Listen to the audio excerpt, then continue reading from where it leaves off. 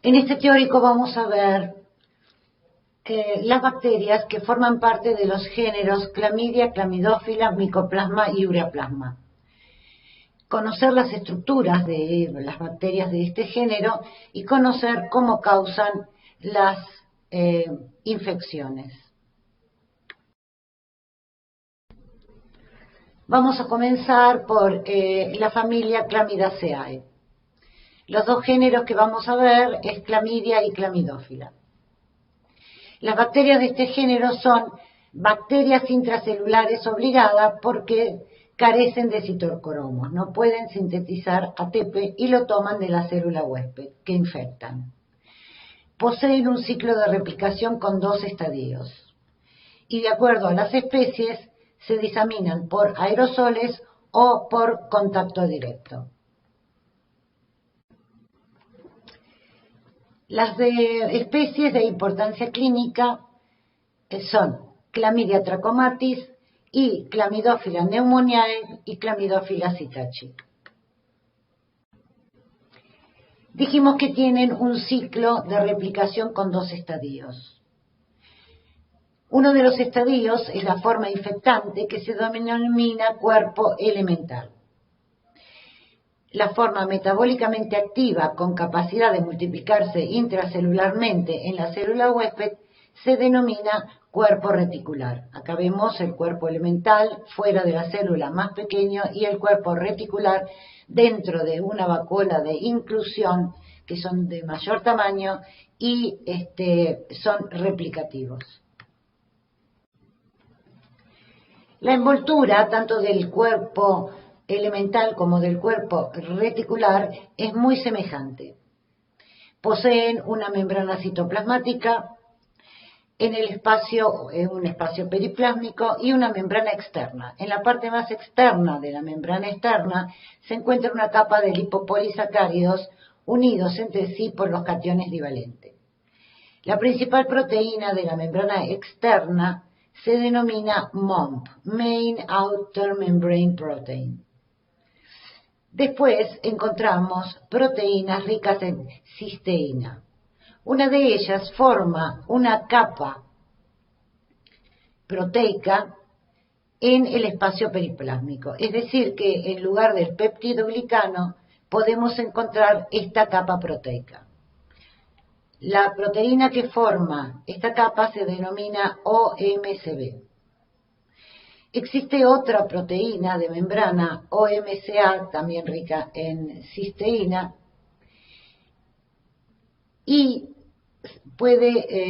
se formaría un complejo por entrecruzamiento mediante puentes disulfitos entre la MOMP, OMCA y OMCB, dando el complejo denominado COM, Outer Membrane Complex. El cuerpo elemental, como dijimos, es de menor tamaño, tiene un contenido ARN, ADN 1 a 1, lo que indica que es metabólicamente inactivo, está adaptado a la vida extracelular y es infectante y es el que induce la endocitosis en la célula huésped. El cuerpo reticular es de mayor tamaño, ARN, ADN 3 a 1, ya que es metabólicamente activo, es un cuerpo adaptado para desarrollo intracelular, no es infectante y por lo tanto no induce endocitosis.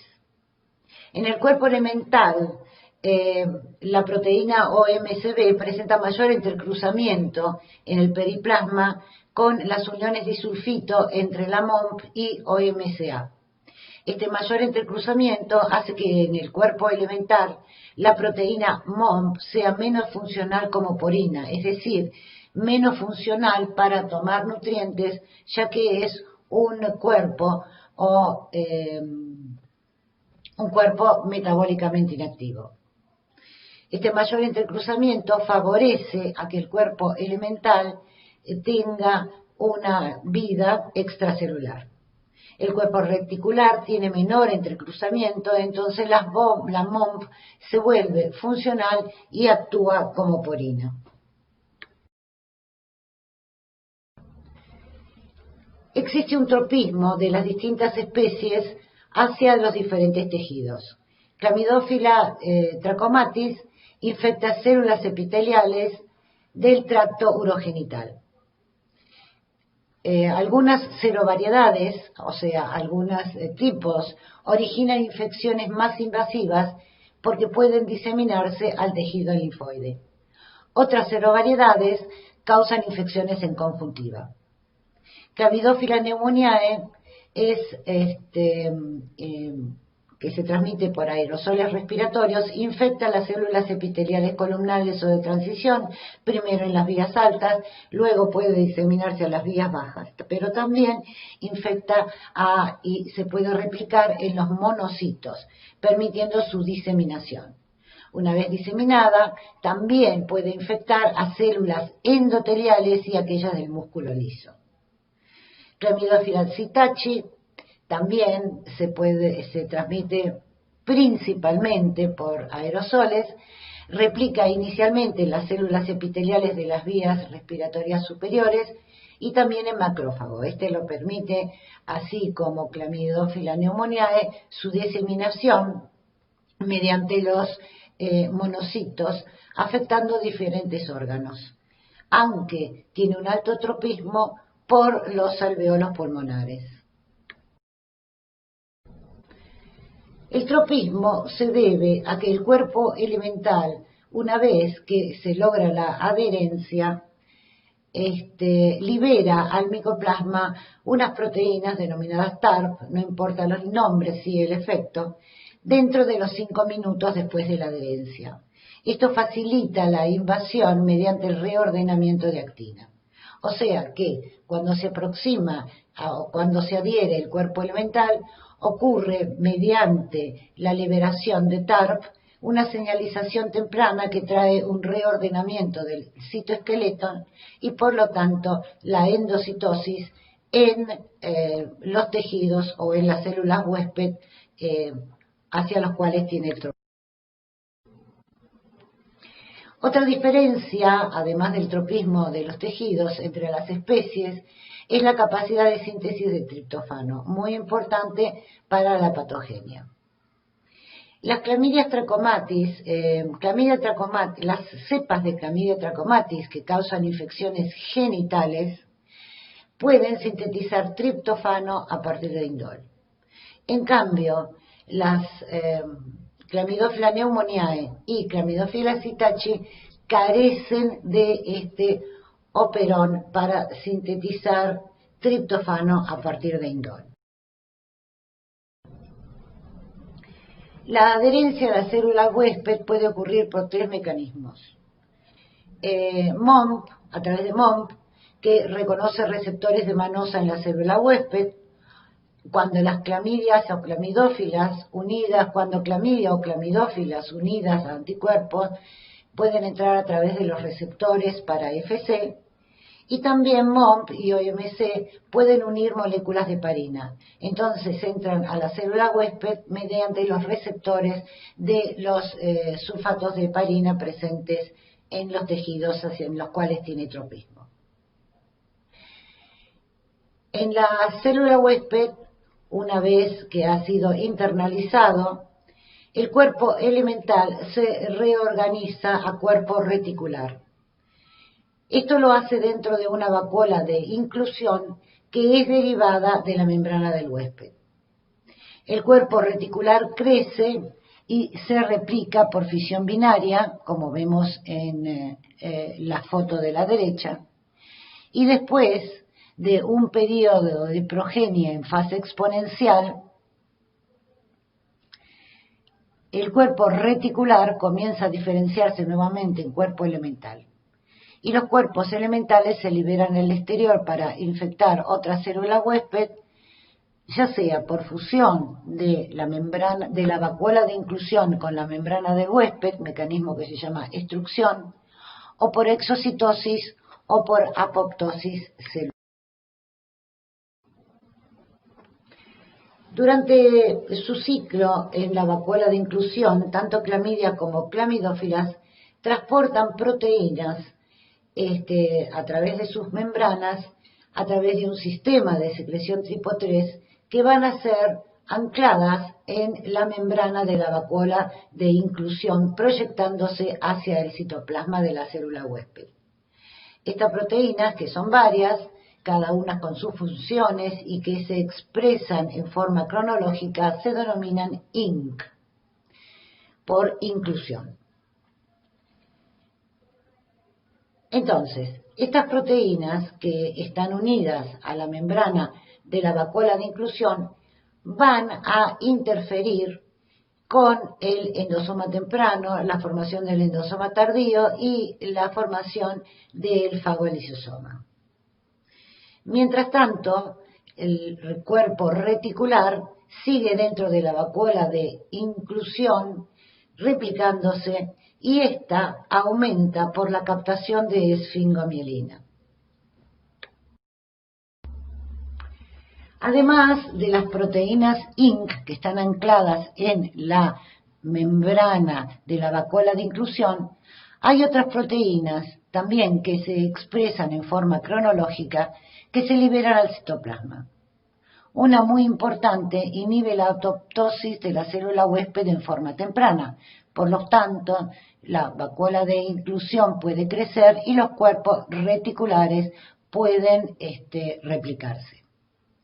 Otra de las proteínas cliva los factores de transcripción para la expresión de los antígenos de los complejos de mayor histocompatibilidad clase 1 y clase 2.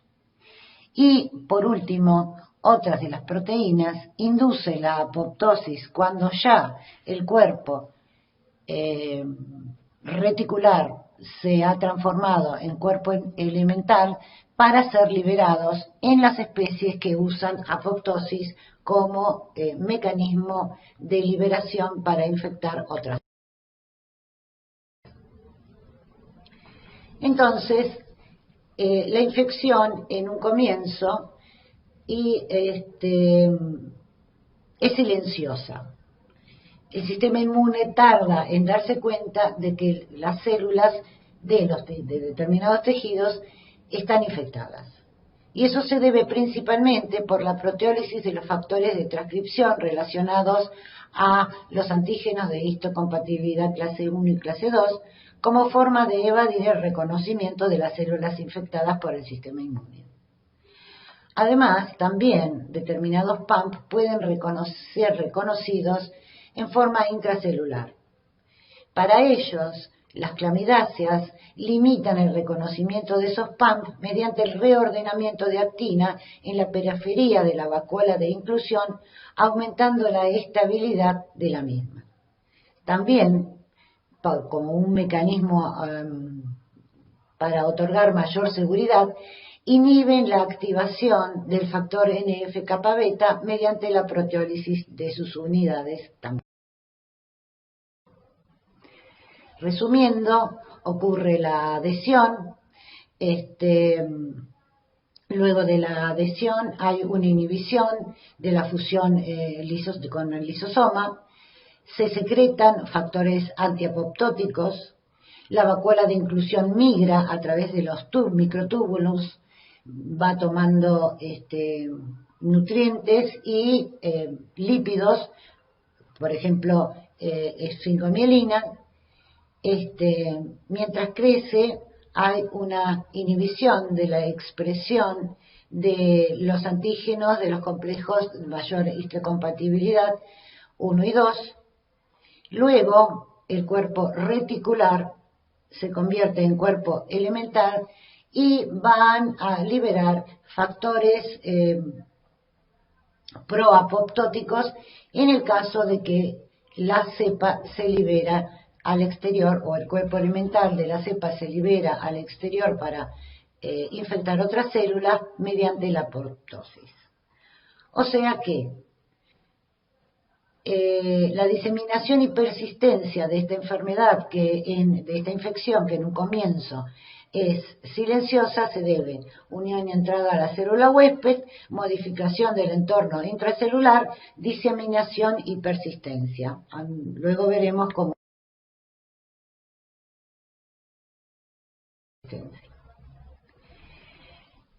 Dijimos que habría distintos mecanismos que involucran la salida de los cuerpos elementales de las células huésped.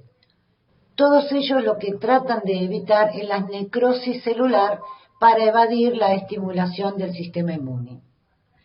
La exocitosis sería semejante a la que produce la célula eucariota para liberar moléculas situadas en vesículas. La extrusión, como dijimos, es la compresión de una parte de la vacuola de inclusión dentro de un compartimiento de la membrana plasmática, dejando a la célula huésped intacta, aunque con residuos de inclusión. Este mecanismo tiene la ventaja que queda infectada la célula inicial al mismo tiempo que se infectan otras células. Y la apoptosis es directamente la muerte celular sin necrosis. El ciclo completo se extiende de 48 a 72 horas. Vamos a ver Clamidia trachomatis. Clamidia trachomatis, de acuerdo al tropismo y a otras propiedades metabólicas, se puede dividir en 3 biovariedades. Biovariedad pneumonitis en ratón y la biovariedad linfogranuloma venéreo y biovariedad tracoma. Estas dos últimas tienen como único reservorio al hombre. Si consideramos las proteínas MOMP de estas dos últimas biovariedades y su reconocimiento mediante anticuerpos monoclonales que diferencian los epitopes especies específicas, podemos encontrar 20 serovariedades.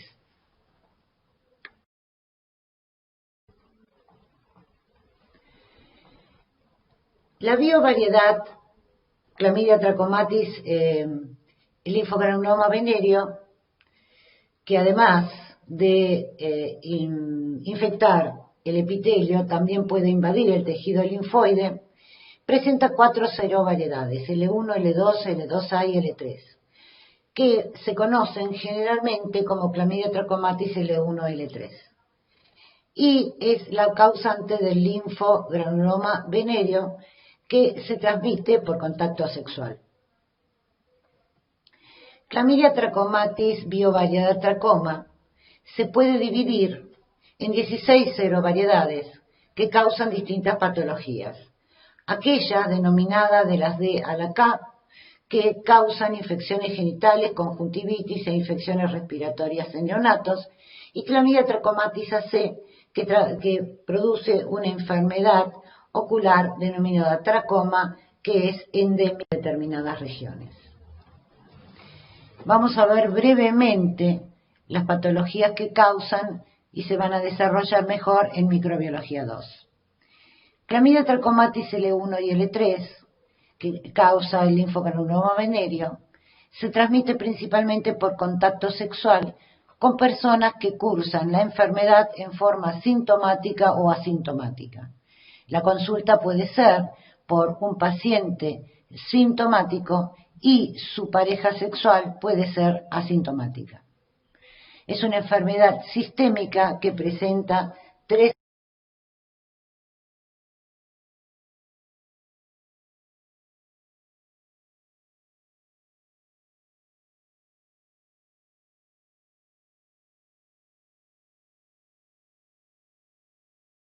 fases. La fase 1 puede comenzar con una pequeña vesícula herpetiforme poco dolorosa o úlcera cutánea de base indurada y bordes elevados. En el hombre se observa principalmente en la región del pene y en la mujer vulva, labios, mucosa vaginal o cervix. En la foto de la izquierda vemos la vesícula herpetiformes y en la derecha vemos la úlcera cutánea. Pero un porcentaje elevado de pacientes no presentan evidencias de lesiones cutáneas y pasan directamente a la fase 2. Y ahí es donde se produce más la diseminación.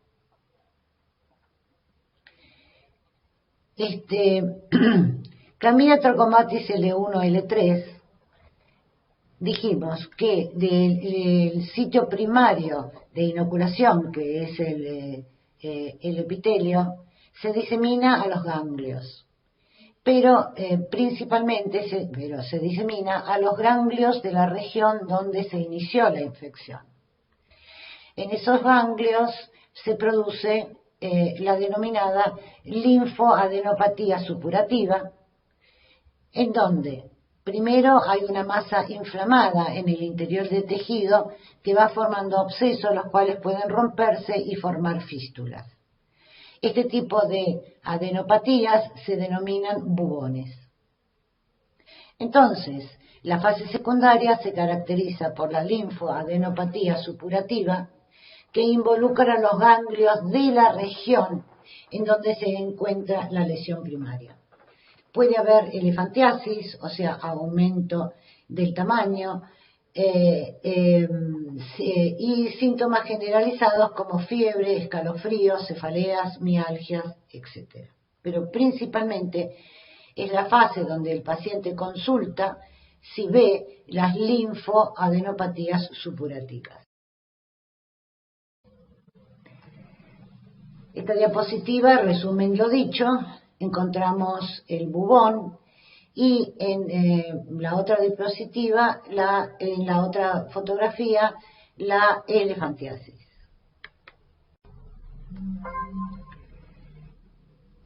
Si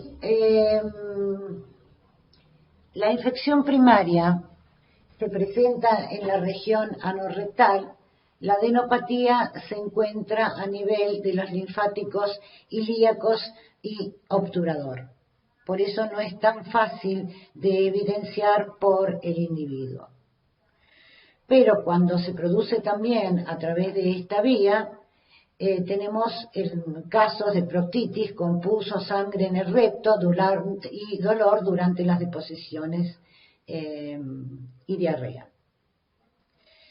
Como todo evoluciona, ha ocurrido una recombinación entre Clamidia trachomatis, serovariedades D y C, que no causaban el linfogranuloma venéreo, con Clamidia trachomatis, serovariedad L2, dando una nueva serovariedad hipervirulenta que causa proctitis con hemorragia severa.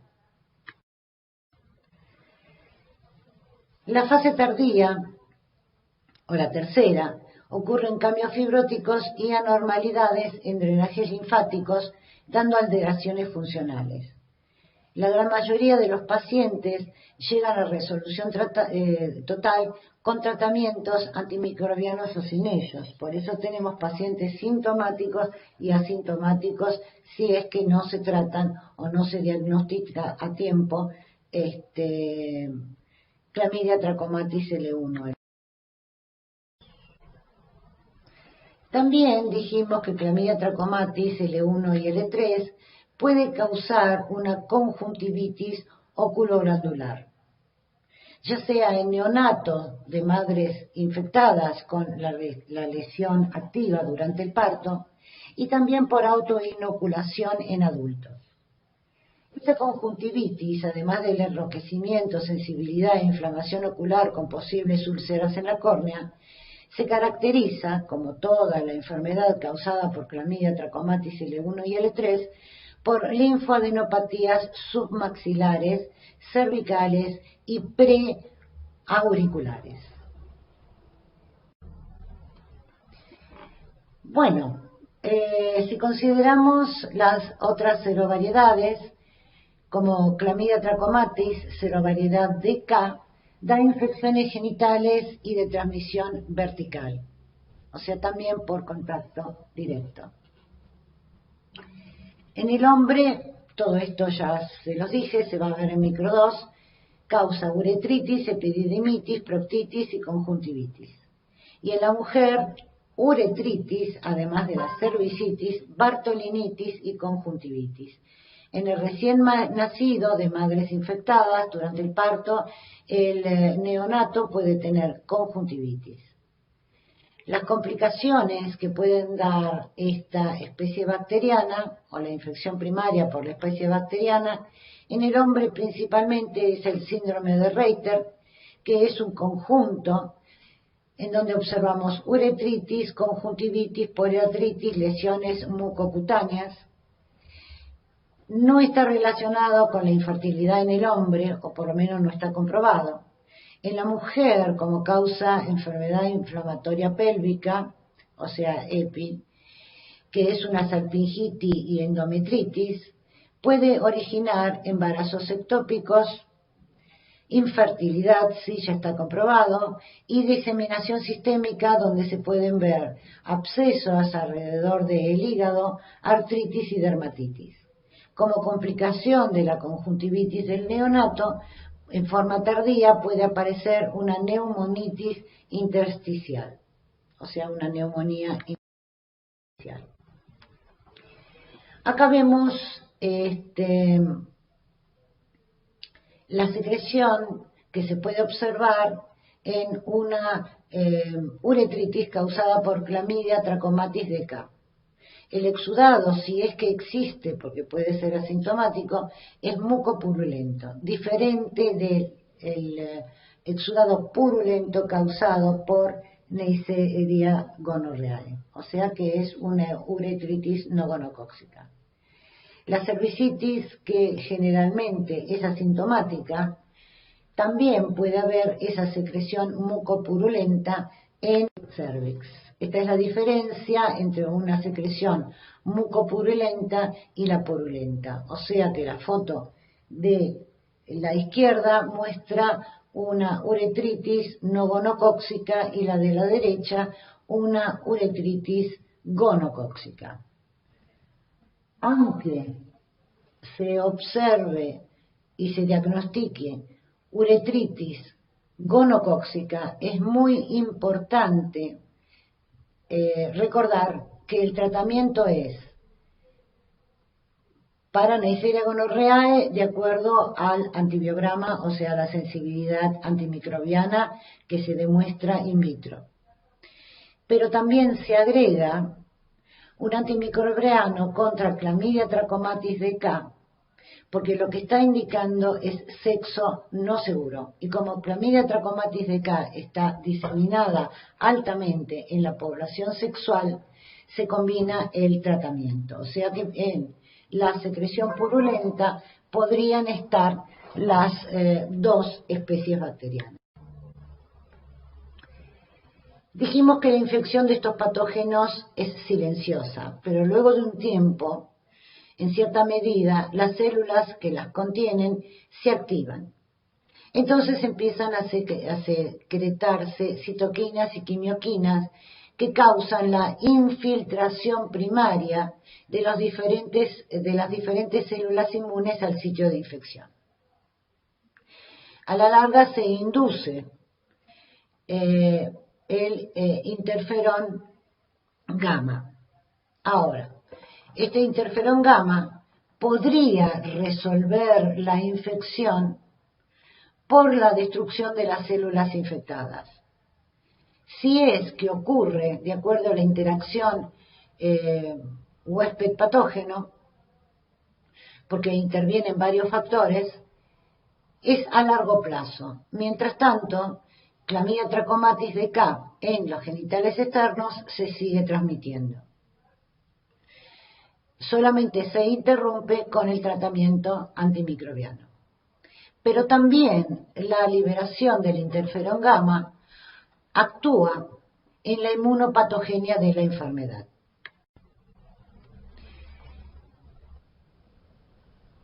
La familia Clamidaceae son triptofano dependiente para su desarrollo y multiplicación dentro de la célula del huésped. Cuando hay un aumento del interferón gamma, en las células infectadas hay una inducción, como vamos a ver en otra diapositiva, de la indolamina 2,3-dioxigenasa o IDO. También de la óxido nítrico sintetasa y la regulación decreciente de los receptores de transferrina. Todo esto hace que se limite el desarrollo de las bacterias en las células infectadas. Sin embargo, la IDO cumple un papel importante en el desarrollo de las infecciones crónicas o persistentes, como aquellas causadas por la familia Clamidaceae.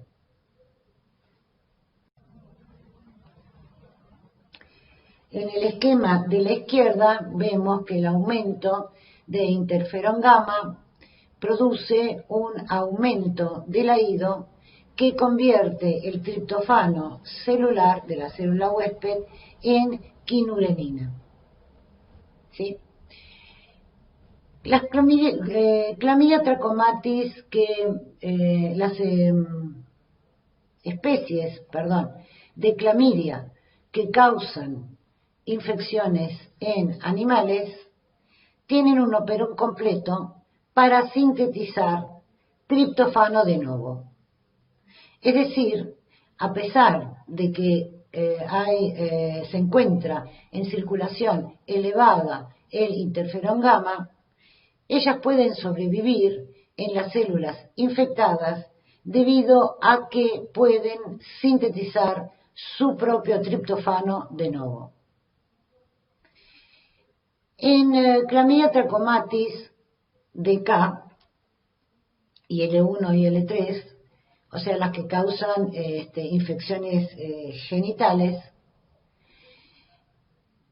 poseen un operón que sintetiza triptofano, que es esencial para la vida de Chlamydia trachomatis, a partir del indol. Es decir, hay el aumento de interferón gamma, se produce un aumento de la IDO, pasa triptofano a quinurenina, pero las células pueden entrar o pueden captar indol. ¿De dónde sale el indol? Cuando estas Chlamydia trachomatis se encuentran en los genitales externos, donde existe una microbiota o donde existe una flora normal, las demás bacterias de la flora normal pueden liberar al entorno indol. Ellos toman el indol, lo transforman en triptofano y sigue la vesícula de inclusión con los cuerpos reticulares metabólicamente activos y replicándose. Eso es un salvataje que tiene Chlamydia trachomatis DK, L1 y L3 en los genitales externos. Pero Chlamydia trachomatis, especialmente DK, no L1 y L3, pueden dar infecciones ascendentes. En las infecciones, en los lugares en donde Chlamydia trachomatis DK puede ascender, no existe flora normal y por lo tanto no hay indol. Sí hay interferón gamma y se reduce la cantidad de triptofano en la célula del huésped. Entonces, Chlamydia trachomatis entra en una fase de persistencia.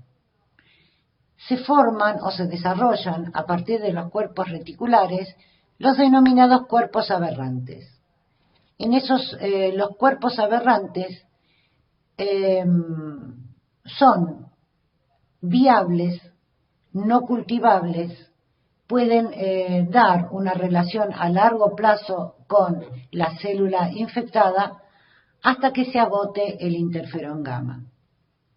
Es decir, que no van a poder replicarse dentro de la vacuola de inclusión. Disminuyen al máximo su metabolismo y se convierten en cuerpos aberrantes.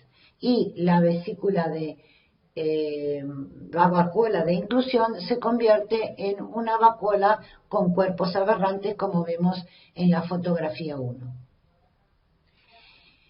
Cuando ocurre la depresión del interferón gamma, los cuerpos aberrantes vuelven a evolucionar a cuerpos reticulares Y ahí siguen siendo metabólicamente activos, empiezan a replicarse, se diferencian en cuerpos elementales y van a seguir infectando otras células. En esta serie de fotografías se utilizaron o se utilizó inhibidor de la IDO que es inducida por interferón gamma. Entonces vemos en la 2 cómo los cuerpos aberrantes ya empiezan a ser cuerpos reticulares y siguen su vía.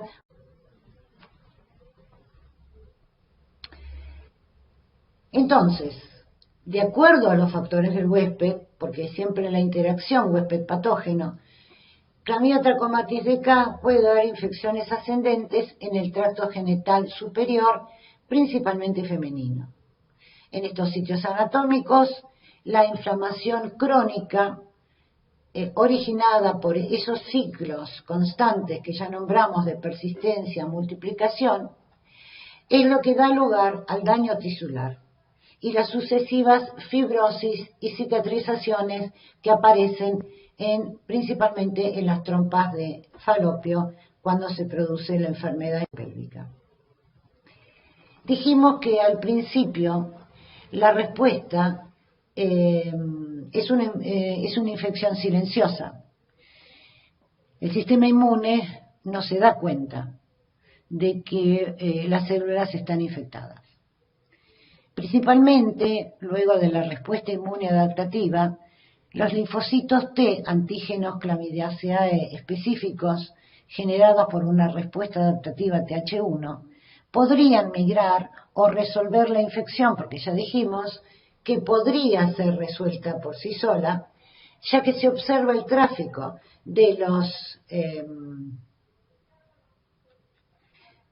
CD4 que producen interferón gamma y TNF-alfa hacia el sitio primario de la infección. Y también se pueden observar anticuerpos IgG en el mismo sitio que neutralizarían a los cuerpos elementares antes de ser endocitados, si es que no se liberan por el mecanismo de extrusión. Pero, ¿qué ocurre? Dijimos que el interferón gamma o resuelve la infección o la complica. La respuesta generada contra estas bacterias que persisten a pesar de la inflamación induce la estimulación de los fibroblastos que conlleva, la síntesis de colágeno y la liberación de metaloproteasas, entre los otros factores. Y esto da como resultado la fibrosis y cicatrización características de las patologías generadas por esta especie. Esto en los sitios donde no existe flora normal, o sea que es un patógeno adaptado al hombre porque en los genitales inferiores tiene el salvataje del indol, se sigue multiplicando, se sigue diseminando entre la población. Y en los sitios donde no existe flora normal, el interferón gamma podría, dependiendo de la relación o de la interacción huésped-patógeno, resolver la infección o puede causar daño como el resultado de fibrosis y cicatrizaciones que se pueden observar tanto en la trompa de Falopio como en el útero. Aquí podemos observar el daño que provocó Clamidia trachomatis en una célula de la mucosa de la trompa de Falopio durante la enfermedad inflamatoria pélvica. Tenemos que considerar que, como dijimos que es una enfermedad silenciosa y que la cervicitis es asintomática, hay mujeres que consultan más que todo por la disuria, por la uretritis, que por la cervicitis causada por Clamidia trachomatis dk. Y dijimos que la enfermedad o que las bacterias pueden ascender. Ahora, ¿qué sucede? 4 de cada 10 mujeres no tratadas desarrollan la enfermedad inflamatoria pélvica, pero también es asintomática, o sea que no consultan. La enfermedad inflamatoria pélvica trae como consecuencia infertilidad de origen tubario, embarazos ectópicos y el síndrome de dolor pélvico crónico. Además del problema causado por la reacción inflamatoria con ese daño de cicatrizaciones que ya vimos, existen evidencias que se suman procesos autoinmunes, ya que clamidia induce procesos autoinmunes para dar la infertilidad de origen tubario. Durante la infección se libera al entorno de las células infectadas proteínas, entre ellas la de proteína de choque térmico 60, que es igual o semejante a la producida en el huésped. En consecuencia, el sistema inmune produce anticuerpos contra esta proteína. Entonces, los anticuerpos contra la proteína de choque térmico 60 originada por clamidia podrían causar una agresión autoinmune contra las células eucarióticas que también presentan HSP60 humana. Es decir, que pueden causar estos anticuerpos apoptosis y necrosis, sumándose al efecto de inflamación crónica y persistencia bacteriana en las patologías. En el hombre con uretritis puede ser sintomática o asintomática. En el hombre con uretritis asintomática, el primer signo de infección por el serotipo de K puede ser la epididimitis o epididimo-orquitis. La infección clínica y recurrente progresa hacia los conductos deferentes y las vesículas seminales, pero no hay una comprobación fehaciente que las infecciones por clamidia afectan la infertilidad en el hombre, sí en la mujer. Pasemos a Clamidia trachomatis AC. Dijimos que a diferencia de Clamidia trachomatis que causa infecciones genitales TK-L1-L3, las serovariedades AC carecen de los genes para sintetizar triptofano a partir del indol. Por lo tanto, van a dar siempre infecciones crónicas a pesar de la presencia de una flora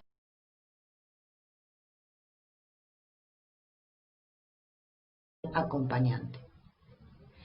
Estas serovariedades causan el tracoma, que es una enfermedad que puede dividirse en dos etapas. El tracoma activo, que es una conjuntivitis folicular del tejido linfático, de la conjuntiva tarsal, o sea que la conjuntivitis se ubica en el párpado superior y está acompañada de una descarga mucoide o acuosa. Esta etapa puede resolver espontáneamente y con frecuencia existen sobreinfecciones por bacterias o por microorganismos que forman parte de la flora en esa región. Haemophilus, Streptococcus, Moraxella, adenovirus, microorganismos y agentes, o Molluscus contagioso. Si en este momento se trata, que es reconocida, esto ocurre principalmente en niños, es reconocida en la zona endémica y se tratan, el paciente se cura. Si no se trata, evoluciona hacia la fase crónica, que como toda clamidia trachomatis va a dar cicatrizaciones o fibrosis, y en este caso en la conjuntiva. Las cicatrices pueden deformar el párpado, entonces las pestañas entran en contacto con el globo ocular, situación que se denomina ectropium, dando como resultado una abrasión continua de la conjuntiva y córnea, que se denomina triquiasis. El daño continuo de la córnea genera disminución de la visión, que era en último término. Acá lo vemos, primero el tejido linfoide en un niño con un tracoma activo en el párpado inferior. Se aparecen en la parte B aparecen cicatrizaciones en la conjuntiva tarsal. Luego en C se observa electropium y triquiasis, y en D ceguera con ectropium y triquiasis.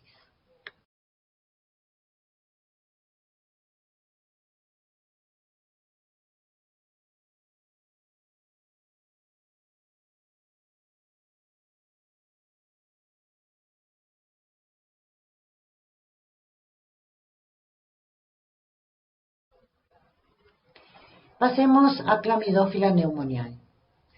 Es una bacteria también cuyo único reservorio es el hombre, por ahora, no sé, está en duda, pero que causa principalmente, como su nombre lo indica, neumonía y bronquitis. También está implicada en la sinusitis y en la faringitis y en enfermedades crónicas, ya que como todo género, toda la familia Clamidaceae tiene enfermedades crónicas, asma intrínsecas, arteriosclerosis, la sarcoidosis y la enfermedad de Alzheimer. Todo esto se verá en mi...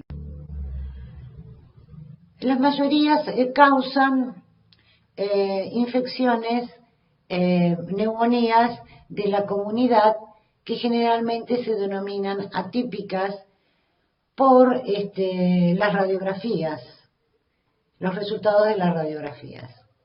No son atípicas, son típicas de este tipo de bacterias. La mayoría de las neumonías son leves, autolimitadas y difíciles de diferenciar clínicamente de la causada por Mycoplasma pneumoniae, que luego veremos. En la radiografía de tórax se muestran infiltrados intersticiales, pero también se han descrito en personas con infecciones mixtas y también con factores predisponentes la consolidación lobular y el derrame pleural. Y hasta se ha aislado Clamidófila pneumoniae de empiemas pulmonares y puede causar respiratorias.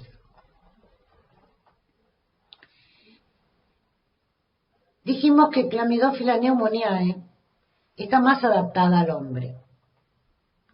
¿Por qué? Resiste, por supuesto, como también clamidia, el insulto inmune hasta que la respuesta inmune se agota.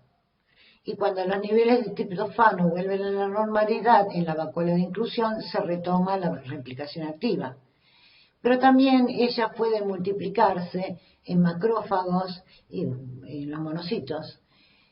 Y esto se debe a que también son resistentes a la acción de la INOS y a la depresión del hierro. Todos estos factores, tanto la IDO como el INOS, como la depresión de hierro, causan que los cuerpos reticulares se conviertan en cuerpos aberrantes. ¿Por qué? El óxido nítrico que se produce por acción de la INOS es a partir de la arginina de la célula huésped. Clamidófila pneumoniae es sensible a la arginina, ya que inhibe su desarrollo. Por lo tanto, naturalmente codifica distintos sistemas para eliminar la arginina de la célula huésped, hecho que conduce a una menor producción de óxido nítrico. Por eso se dice que está más adaptada a dar infecciones. Clamidófila psittaci es una enfermedad zoonótica, es decir, que el hombre la adquiere a través del contacto con animales infectados. Generalmente, en este caso, es de pájaros sintomáticos o asintomáticos, loros, palomas, cotorras, y igual que Clamidófila pneumoniae, se adquiere por inhalación. En este caso, del polvo de las jaulas contaminadas con heces u orina, o polvo que se despide del plumaje. También puede ocurrir, menos frecuentemente, por picaduras con los pájaros infectados. Aunque el contagio interhumano es posible, es poco frecuente. Pero el Ministerio de Salud determina que los contactos de las personas enfermas, familiares o compañeros de trabajo deben ser controlados para identificar la aparición de los síntomas en forma precoz. Clamidófila citachi ingresa por vía aérea, igual que Clamidófila pneumoniae, pasa sangre, como también tiene la capacidad de replicarse y de sobrevivir en el sistema mononuclear, puede diseminarse a distintos órganos, pero posee mayor tropismo por los alvéolos pulmonares, donde causa proliferación y descamación de los neumocitos alveolares.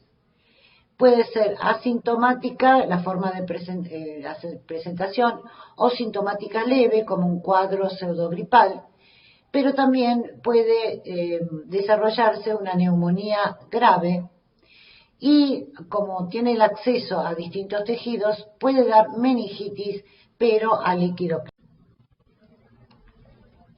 Ahora vamos a pasar a los molicutes. Los molicutes es un grupo de bacterias que son las más pequeñas de vida libre. O sea, Clamidaceae son patógenos intracelulares obligados. Estos son de vida libre, pero son las que poseen el menor, el genoma de menor tamaño de todas las bacterias de vida libre. Existen muchos géneros, de los cuales vamos a hablar de Mycoplasma y Ureaplasma.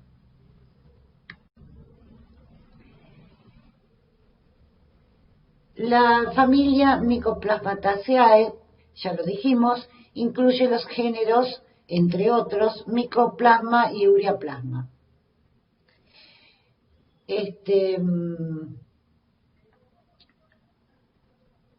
Estos géneros poseen especies que pueden colonizar o causar patología en el hombre.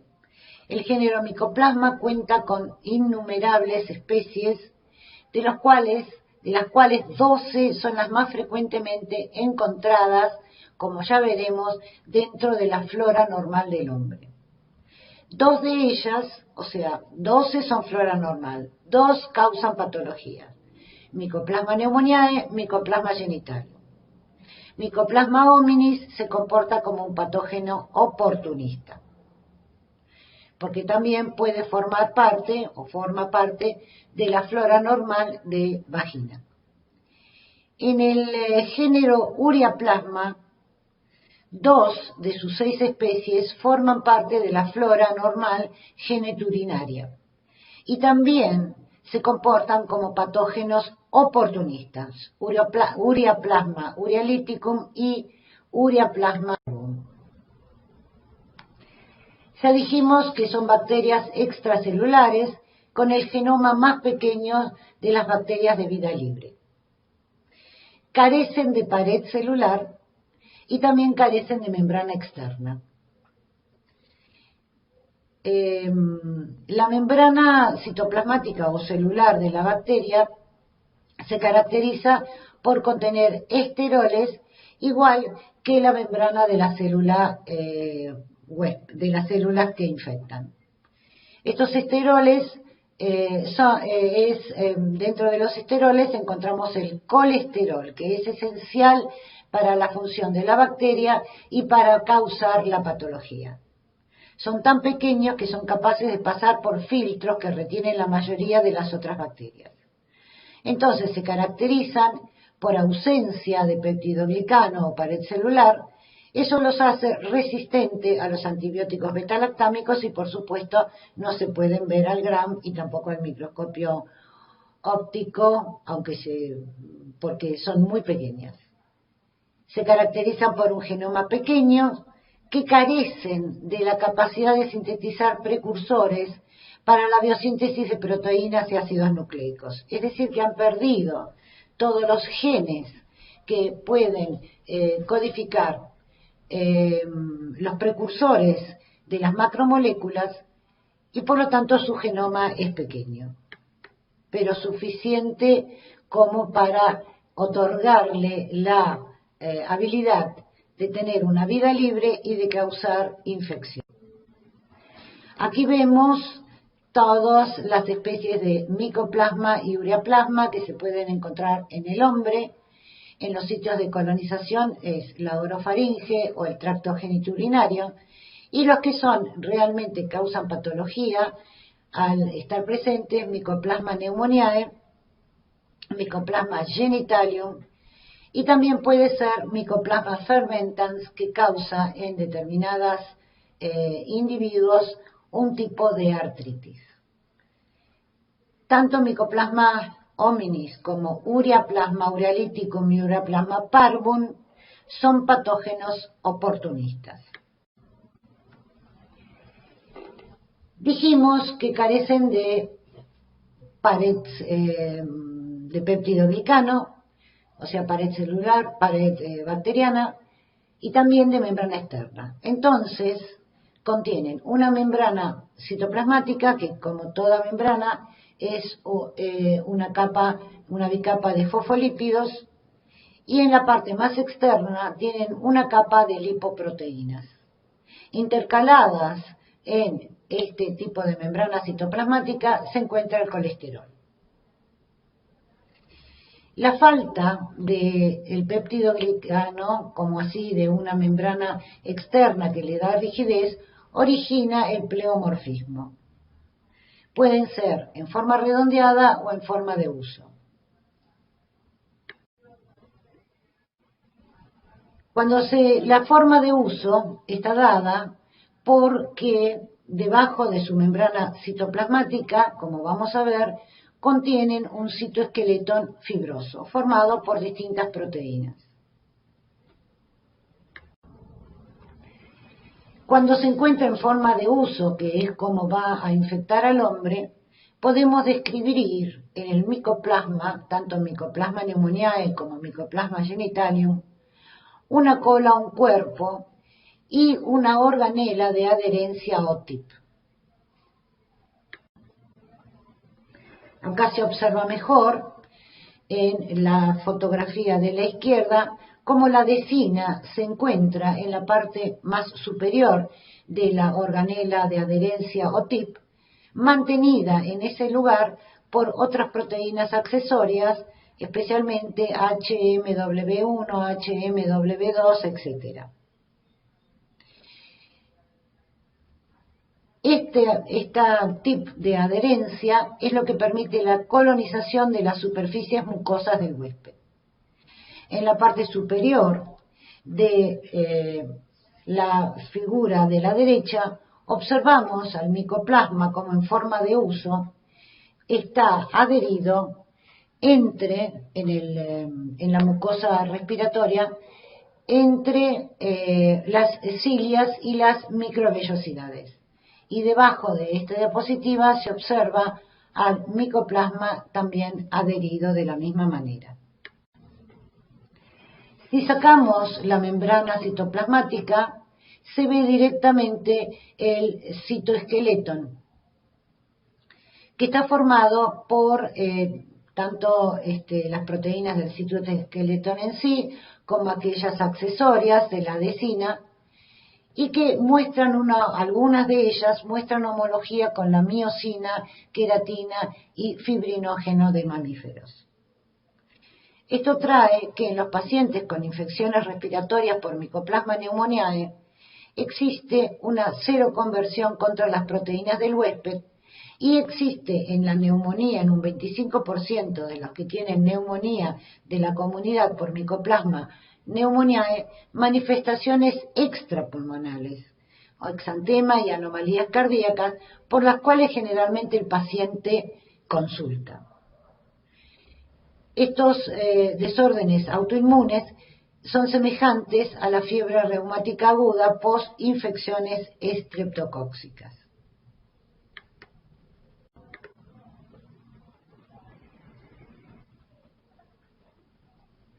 Tanto micoplasma como ureaplasma pueden moverse a través de la mucosa y a través del moco, por supuesto. El movimiento que realizan para poder colonizar.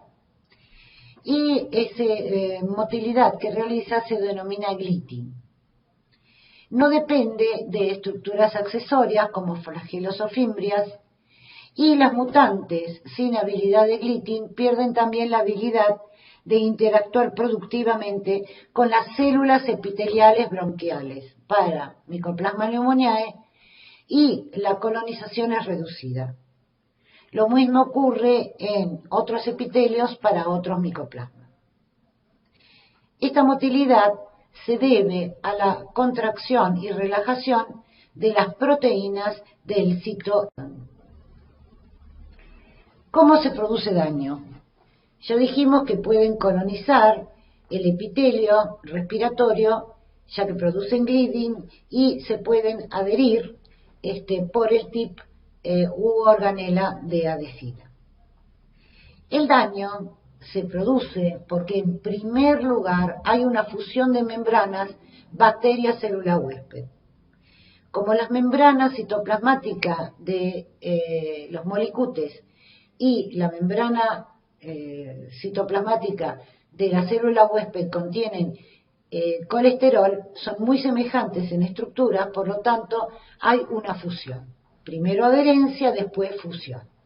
Dijimos que tiene un genoma demasiado pequeño y necesita tomar las macromoléculas que le permiten sintetizar proteínas y ácidos nucleicos. Entonces, luego de esa fusión, se produce una competencia o deprivación de nutrientes o precursores biosintéticos e interrumpe el mantenimiento y función de la célula del huésped. Algunos micoplasmas, no de los que estamos hablando, o ureaplasmas, liberan enzimas a la célula huésped que también producen daño. Además, cuando se produce esa fusión entre membranas y la deprivación de nutrientes o de factores importantes a la célula donde están adheridas, las infecciones por micoplasma o ureaplasma causan un aumento del daño oxidativo o incrementan el daño oxidativo que se produce por la activación de las células a las cuales están adheridas. Micoplasma y ureaplasma van a sintetizar el colesterol que necesitan a partir del glicerol de la membrana del huésped, después de la fusión. Esto va a traer una mayor liberación de peróxido de hidrógeno y ion superóxido, que van a disminuir la actividad de la superóxido dismutasa y de la catalasa de las células a las cuales están adheridas. O sea que la célula infectada se vuelve más sensible al daño oxidativo. Por si esto fuera poco, recientemente, cosa que ha revolucionado el mundo, porque no podían creer que Mycoplasma pneumoniae podía elaborar una exotoxina que aún está muy poco caracterizada, pero en algunas cepas se vio que liberan esta exotoxina al entorno y tienen una homología con la subunidad S1 de Bordetella pertussis, o sea que causan la ADP-ribosilación de distintas proteínas. Como resultado de ellos se ve en el epitelio respiratorio vacuolización y ciliostasis. Los pacientes infectados con estas cepas muestran una patología respiratoria más severa que se denomina, y por lo tanto la toxina se denomina, de toxina del síndrome de distrés respiratorio adquirido en la comunidad. También esta toxina es capaz de unirse a la proteína surfactante A de los alveolos, contribuyendo a una mayor colonización. Entonces, la deperribosilación de distintas proteínas celulares conducen a una cascada de eventos que produce desorganización tisular, inflamación, disfunción de las vías aéreas, además de la vacuolización.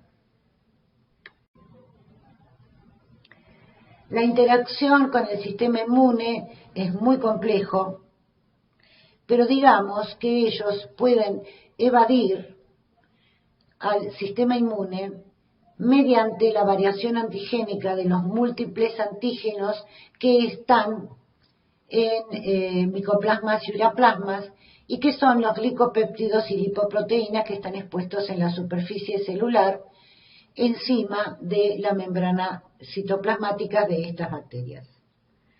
Y también ejercen un amplio rango de efectos inmunomoduladores, estimulan la estimulación policlonal de los linfocitos B y T, y actuando todos ellos en conjunto como antígenos de superficie, como superantígenos. También la neumonía caracterizada por Mycoplasma pneumoniae, además de que un 25% tienen síntomas extrapulmonales, puede inducir anergia temporal en la fase aguda. Entonces, eso se nota porque durante la fase aguda de la infección se observa una prueba de tuberculina negativa. Resumiendo, los factores bacterianos tenemos la organela de adherencia íntima a la célula del huésped, que es lo que origina la fusión de membranas. Generación de peróxido de hidrógeno y radicales superóxido, aumenta el estrés oxidativo y daño de la membrana celular del huésped. La competición y depresión de los nutrientes o precursores biosintéticos interrumpe la estabilidad y las funciones de la célula del huésped. Algunos micoplasmas pueden también segregar o secretar enzimas dentro de la célula del huésped, y la evasión del sistema inmune es alta frecuencia de variación antigénica. También pueden residir dentro de las células epiteliales como posibilidad de estadios latentes o crónicos, y así evitar mecanismos inmunes, bactericidas y a los antibióticos. Mycoplasma pneumoniae causa infecciones respiratorias agudas y crónicas, traqueobronquitis, y forma parte de las neumonías adquiridas en la comunidad, igual que Clamidófila pneumoniae. También está relacionado a la exacerbación del asma en niños y, como ya dijimos, presenta desórdenes extrapulmonares. El único reservorio aparentemente es el hombre, también se disemina por aerosoles, igual que Clamidófila pneumoniae, y la neumonía se desarrolla en el 3 al 10% de las personas expuestas en entornos abiertos, y se necesita hacinamiento para aumentar el porcentaje de transmisión.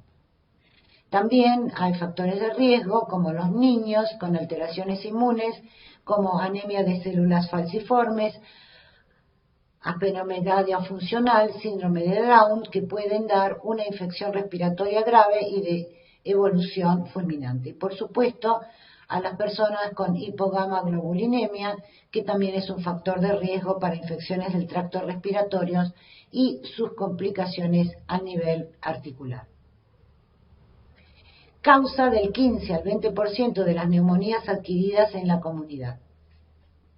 Y el grupo más afectado, o sea, esto no implica, porque cada vez se ve que puede ser aislado en niños menores de 4 años y en personas avanzadas, pero el grupo de mayor incidencia de infecciones respiratorias son la población entre 5 y 19 años.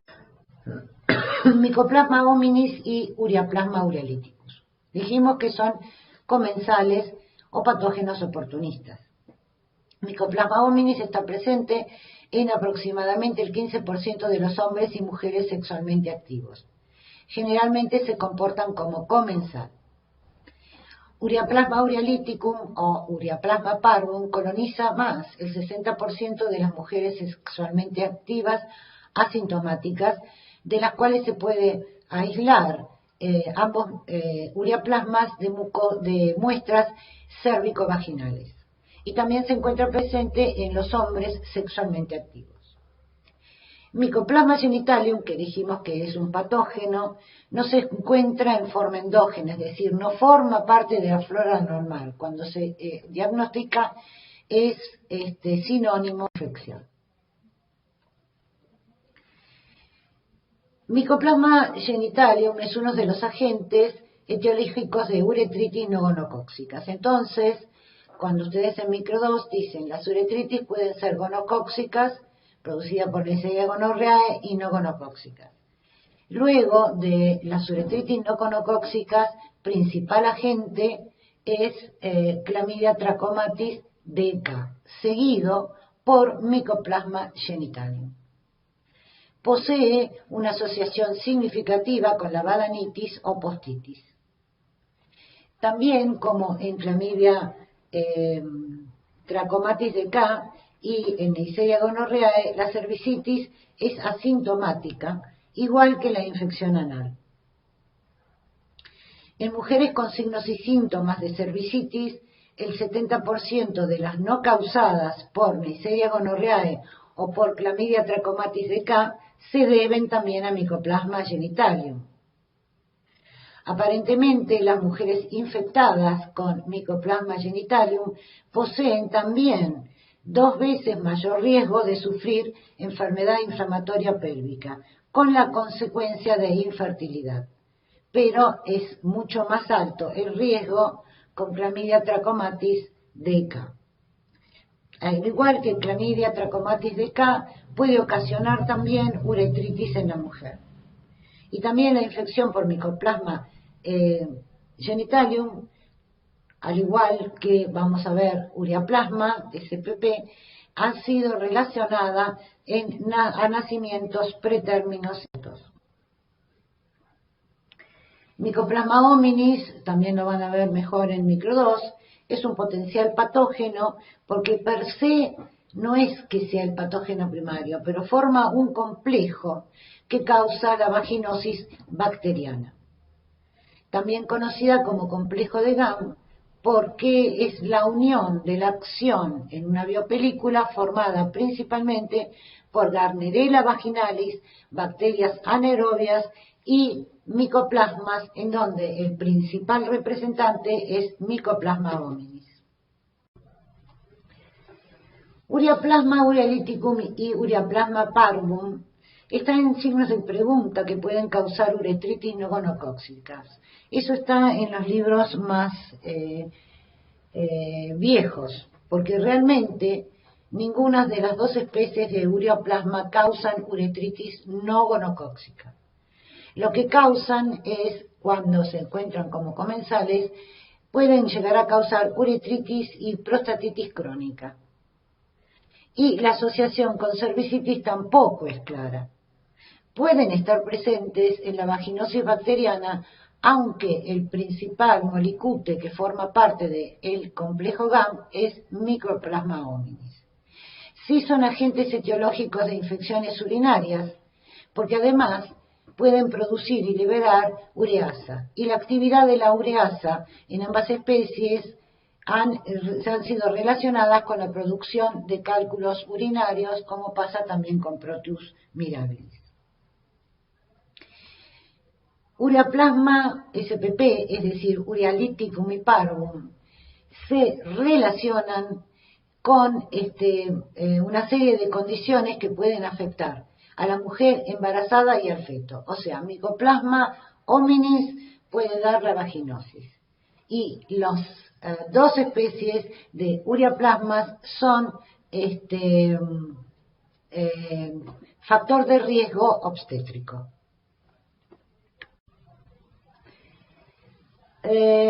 Lo que sucede, que está fehacientemente comprobado para Ureaplasma urealyticum y Ureaplasma parvum, y menos para Mycoplasma hominis, es que pueden causar en la mujer embarazada una corioamnioitis silenciosa. ¿Qué significa esto? Como son tan pequeños, son capaces de atravesar por vía ascendente las membranas y el corion de la placenta y llegar hasta ahí, sin producir la ruptura prematura de la membrana. Cuando ocurre una corioamnioitis sintomática, también esta puede ser detectada a nivel diagnóstico, pero esta es silenciosa, porque no ocurre rupturas de membrana.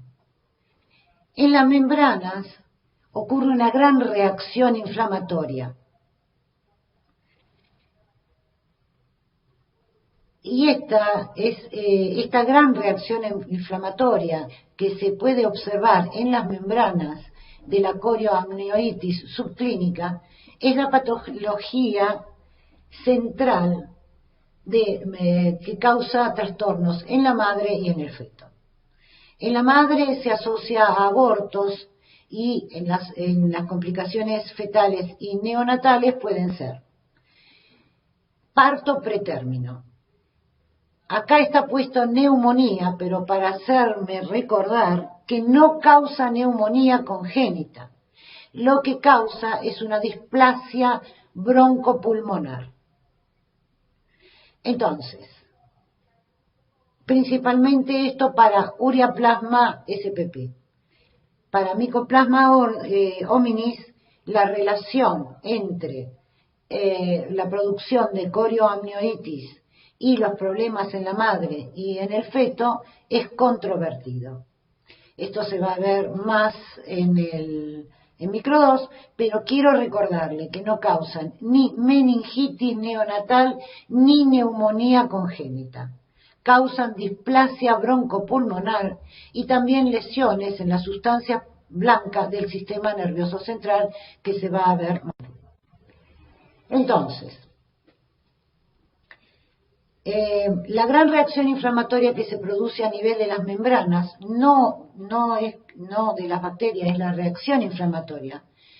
Causa lesiones en el pulmón y en el cerebro pretérmino, mediadas, vamos a de nuevo. Induce lesiones, lo remarcamos, en el pulmón y en el cerebro pretérmino, mediadas por la respuesta inflamatoria que induce en la placenta. El momento, la duración y la intensidad de la misma son las principales determinantes del tipo de desenlace. Entonces, la exposición prolongada del feto a las citoquinas inflamatorias inhibe el desarrollo alveolar, contribuyendo a la aceptación anormal del pulmón pretérmino y trayendo la displasia broncopulmonar, no neumonía. Y es controvertida, nunca se ha aislado, la asociación entre ureaplasma y meningitis neonatal. Muchas gracias.